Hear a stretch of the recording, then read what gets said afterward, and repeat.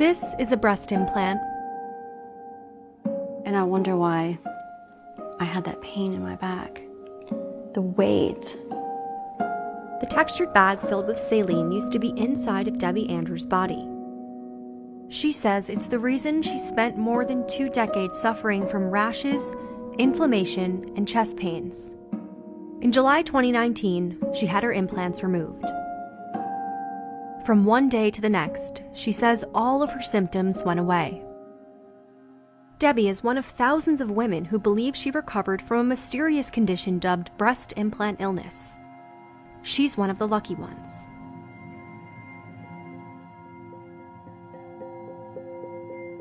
Tracy Moeller has been trying to get her implants removed since last year. My skin has changed colors. I constantly have this rash. Meanwhile, the symptoms she attributes to her implants just keep on getting worse. Panic attacks, severe indigestion, brain fog, vision problems, insomnia, heart palpitations. We spoke with more than 100 women who share similar symptoms and echo each other's suffering. I've had my implants for 15 years and started seeing symptoms as far back as 13 years ago.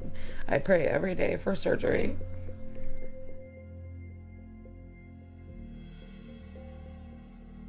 Tracy has developed a routine to cope with her pain and inflammation. I take about 7 different types of medication in the morning.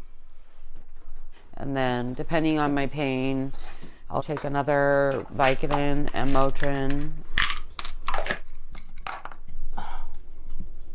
Some days I need it, some days I don't.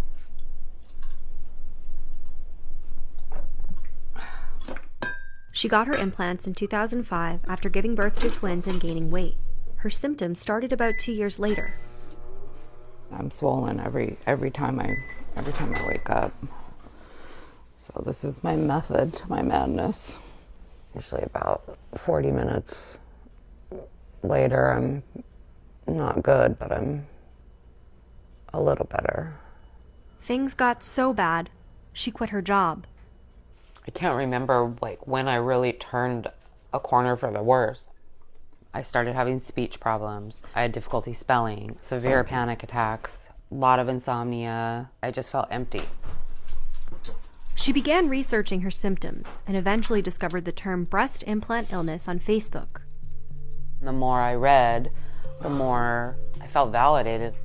But finding a surgeon to remove her implants was harder than she'd expected. Some doctors told us they don't want to strain their working relationships with implant manufacturers.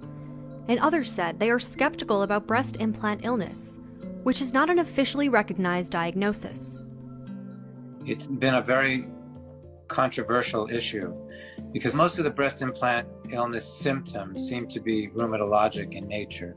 There are so many women in the population that do have rheumatoid diseases that cause and effect have been very hard to nail down. But as more and more women move to explant, researchers are studying the link. We recognize increasingly that there are problems with implants. It may turn out that if you have a history of autoimmune disease, maybe it's better not to place a silicone device in. But I think the research will bear that out. There are plastic surgeons out there who say they've connected the dots. Dr. David Rankin, based out of Jupiter, Florida, doesn't put implants in at all anymore. Instead, he's fully booked with explant surgeries through to next year. You weren't thinking, hey, I'm just going to stick around a couple of years, right? Anything really, no. Most of my patients have a certain degree of, we call it brain fog, just not thinking straight, fatigue. I see a tremendous amount of thyroid issues, a tremendous amount of skin rashes, skin irritations, food allergies that develop, you name it, and I've seen it. We spoke to a handful of other plastic surgeons across the country, from Florida to Arizona to California to Virginia, who also perform solely explants. I don't take out any breast tissue, so I'm going to use what you have. They agree. The recovery rate after removal is too high for them to ethically continue putting implants in. I see improvement in greater than 90% of my patients. Some of it's subjective. Some of it is evidence-based with improving lab function tests. I can see clinically a lot of the skin issues that these patients have go away, a lot of the allergic reactions that they're having go away. All right, surgery time will be about an hour and 45 minutes. Chelsea Harrison got her implants 6 years ago. after giving birth to her first daughter back when she was a bodybuilder and bikini model. Migraines, body rashes, brain fog, and fatigue soon followed. It hurts to sleep on the right side because I have that encapsulation, which is basically your body rejecting the bags. In her search for health, Chelsea became a yoga teacher. Just allowing your natural state of breath, not trying to force anything. But the symptoms were still there. And exhale your left hand down to the mat. For many women, the experience of getting implants and then getting rid of them is a process of self-discovery. Debbie began thinking about implants after she found out at age 24 that she wasn't going to be able to have children. When I lost the uterus and I feel like I'm not a woman. If you want to take the Bible literally, we're created to have children and carry on life, and that wasn't going to happen for me. Soon after her health crisis, in 1995, she adopted 11-month-old twin girls. They were so cute. They were just so cute. I wanted these big, voluptuous breasts.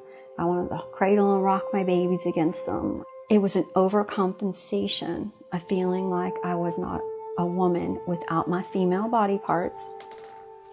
Now she's a grandmother. What's going on? And her implants feel like they are from another lifetime. They were awful. They were beautiful, but they were really big and uncomfortable. And from just the day they were put in, I was sick. From that day on until the day of my explant. Just a few years after getting the implants, Debbie was diagnosed with lupus, rheumatoid arthritis, and chronic migraines. After decades of pain, pill bottles, and a growing list of symptoms, she had her implants taken out in July 2019. Her lupus, rheumatoid arthritis, and chronic migraines went away. The first thing that I noticed, I could take a full breath without having such horrible pain. I said, oh my God, I can breathe.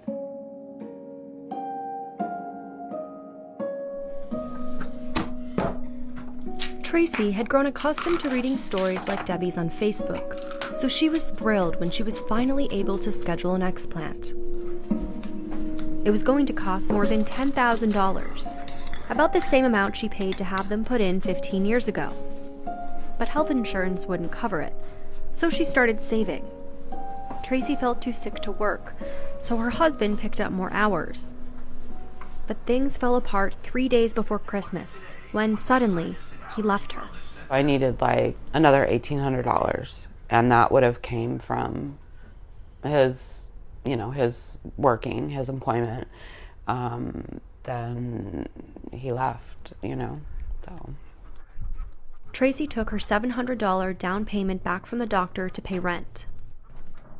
I want to be happy, I want to live my life, I want to be healthy, but it's not like I want to kill myself to relieve myself from pain, but it's like a thought, it's just there. I think it's more the helplessness. She finds emotional support through Facebook groups filled with thousands of women who say they're fighting the same battle. This is Colleen. She got her implants May of 2008. This is not living, this is existing. I posted on Facebook that I was going to do an interview, and I wanted everybody to send me a letter. I want to show this isn't about me. This is about Carol in Phoenix, Lisa in Texas, Dawn in Tennessee, and Laurel in Canada. And then this one says explanted and proud. And we've created a sisterhood. All I know is that I gotta get these out. And I don't know when, and I don't know how, but I gotta get them out. Breast implants are still the most popular cosmetic procedure in the United States, and most women don't get them removed. But even Pamela Anderson has said goodbye to the surgical enhancement that made this signature shot of one of the most popular television shows in history, saying they just didn't feel right anymore. Other celebrities like Victoria Beckham and Crystal Hefner, and more recently Chrissy Teigen, have also made the decision to explant. And various kinds of implants have actually been recalled because they've been shown to increase cancer risk. Debbie only found out hers had been recalled after she had them removed. Chelsea's doctor agreed. Her double Ds were probably making her sick. Just a little bit of medicine now.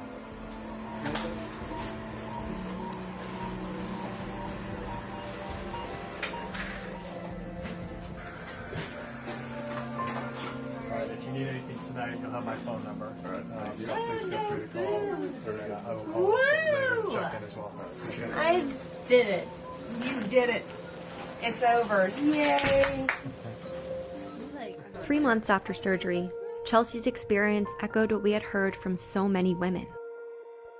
The biggest change for me after explant surgery is waking up ready to go. I have a lot more energy and it makes doing things with the kids a lot easier.